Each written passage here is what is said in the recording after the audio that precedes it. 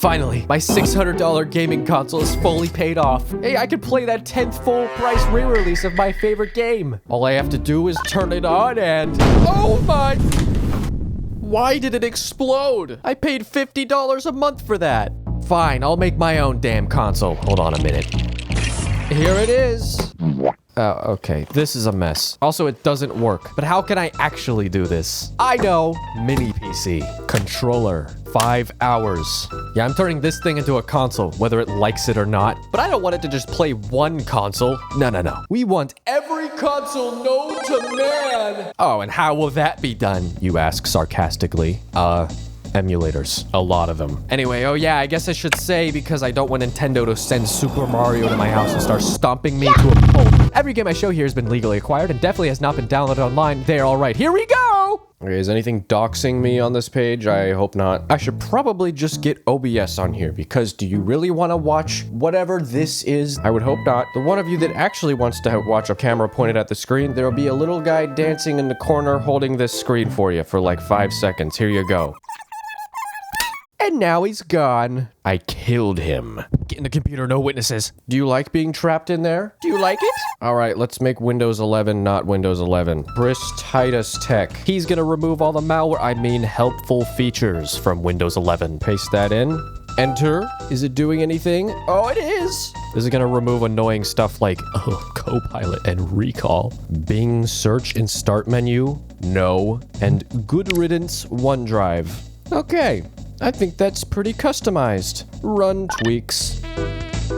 You have successfully resolved the low disk space condition.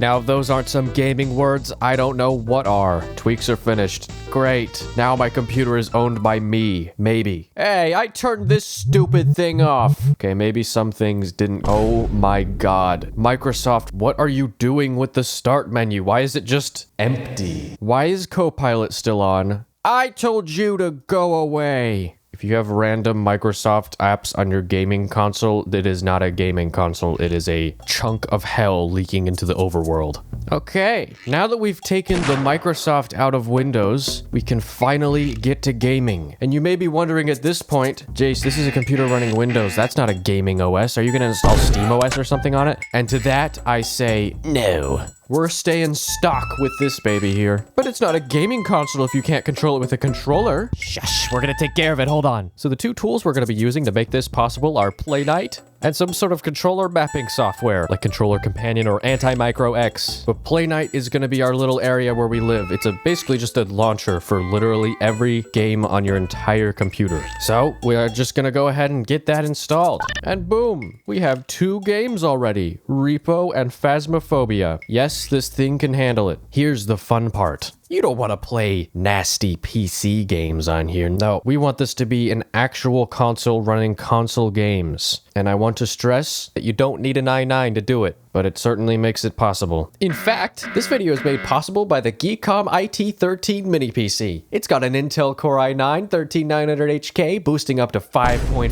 GHz, 32 gigabytes of DDR4 RAM, a 1 terabyte NVMe SSD, along with 2.5 gig networking, making this a little speedy thing for its size. I mean, really, I wouldn't be able to do this without all the power it offers. Anyway, if you'd like to get one for yourself and support the channel, check out the links in the description and use code METROIT13 for 6% off. Thank you to GEEKOM for sending me this mini PC so I have yet another computer to yell at. And now back to your regularly scheduled chaos. Nothing says gaming like 30 million emulators on my computer. Let's get them. Microsoft Edge, can you please stop doxing me? Get all of this out of here, dude. Thank you. What do you mean your country or region requires a strict Bing safe search setting? Huh? What country or region does it think I'm in? Can't Bing the NES emulator? It's time for a better browser, I guess. Can my browsers please stop doxing me? There. And now I can actually search for things. Okay, we've got everything sorted out here. You could say we've got our ducks in a row.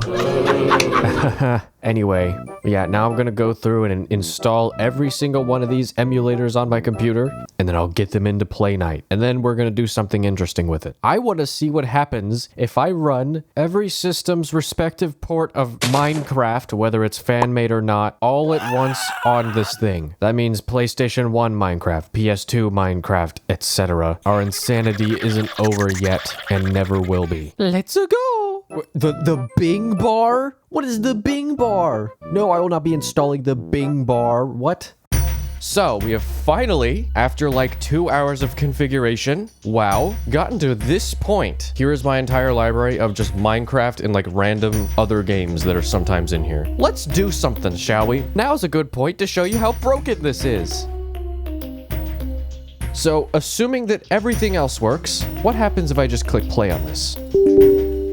Ah, unknown option F. So we gotta go back into here. Remove that. There we go. Play. That's a lot of red text. What does all that mean? Okay, turns out this can't boot ISOs. That's really nice. Hey, look at that. I found something that works and wasn't an ISO. Does it launch? It's missing firmware. I can't show you how to do that because that's illegal. Oh, I guess you can literally just download it from the PlayStation website. So, all right. It's not a security risk. Shut up. Then you just put it in there probably. Install firmware. Yeah, let's do it. Boom. I hear Minecraft music. Yes. Oh, it's working. Let's see this Legacy Console Edition goodness. Is that a rose? Oh, it's a rose. This is running perfectly. This is just like how I remember Legacy Console Edition. Oh, it crashed. It's working. Oh. The whole f***ing computer crashed. Yeah, it did not like that. Cool. The display capture also stopped working. Great. I'd call our first test a success. So now we gotta consoleize it. So we want this computer to just turn on and boom, it's a console. But right now you restart it. A lock screen, which is currently doxing me. No. How are you gonna type with this stupid thing? So in order to bypass that stupid login screen that Microsoft wants you to have, for probably pretty good reason, but still, we're gonna need to get something called auto logon. Download it, extract it, and I'm just gonna put it in the root directory. There we go. And then all I have to do is enter my password. Enable. It is enabled. Perfect. So now I'm gonna restart it again. Hands-free operation here. It's booting up. Boom, we're in. But wait! This is still a Windows desktop. Oh, that's disgusting. We want Play Night to just open immediately. Okay, no problem. We'll just go to Play Night's directory, find the full screen exe, create a shortcut of it, and shove it in the Windows startup folder. And now it's in there. Bye-bye. Hello, Mario. You only have to vomit for like 3 seconds before Play Night opens, and boom, you're gaming. Oh, you have to turn on your controller though. And then you're gaming. Look at all these games. We got like 7 copies of Minecraft. You wanted to play, what, PSP Minecraft? You play it, and that's it. You're gaming. It's a console now. Your PC is now a PSP. Oh my god, that was loud. This works great. Shut up. Whoa! I think this trigger is the speed button. Oh my god. Then if I want to exit, I just use the emulator's built-in button. Press, and then exit. And then theoretically, I should end up back in Play Night. Look at that. It's like a console. But I can make this even more seamless. I want to be able to exit things that you can't exit with the controller with the guide button. But currently, if you do that, the game bar tries to open, and then Steam tries to open, and then also Play Night tries to do this. So I want to banish these programs from using this button forever. Okay, Windows G. First of all, goodbye, game bar. Go back to hell where you came from and do not do anything without my permission, aka pressing Windows G. Goodbye. Also, Steam, also goodbye. No. So much better. Now the guide button does nothing. But we can make it do something! We want to be able to actually escape this 4D hellscape that we're in. So I've gone through and mapped the guide button to the exit button in every emulator. There we go. Look, now I'm free. There couldn't possibly be one that traps me in here forever. Oh. No, let me out! Let me out! Well, that's where that controller mapping tool comes in. Anti-Micro X. With this, I've made a shortcut where I hold the select button and the guide button, and it just does Alt F4. But look, I'm free. It's all coming together. We're moments away from my computer being trapped in a TV stand forever. Finally, I can have 7 different versions of Minecraft and I can play them all at my will. What do you have? A life? And now for complete chaos. I'm gonna try to run every single version of Minecraft that actually runs in these emulators all at once on this computer to showcase the power. There's a hair. Get it off. My symphony! It's beautiful! Oh, hey, it's working. This is horrible. I'm freaking out. I don't know what I'm supposed to do. Holy hell, where am I? Oh my god, I cannot believe this is actually working. Also, there's like 2 different buttons to jump. So I gotta press B to jump and also A to jump. Also, they all have different sensitivities. And the PSP one is freaking out.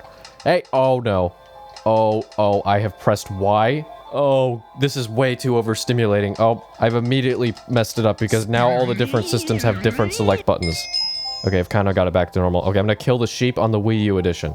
Die. What is happening over there? What is happening on the PSP? Oh my god. Die, sheep. PlayStation 3 edition. I'm gonna get some wood. Oh no, I'm drowning! I drowned! Okay, PSP, I've died. Oh my god, jump scare. Uh-oh, they're a little desynced now. Oh no. And I'm not even moving on the Xbox One original edition. Let me stop typing. There we go. Now I can play on the Xbox version. Oh my god. This is horrifying. The PS2 edition is freaking out up there. There's like, the world is falling apart before our very eyes. I'm gonna build a house in the Xbox version. Oh my god, the sensitivity is so low on the Xbox One. Oh my... turn faster. There. It's a house.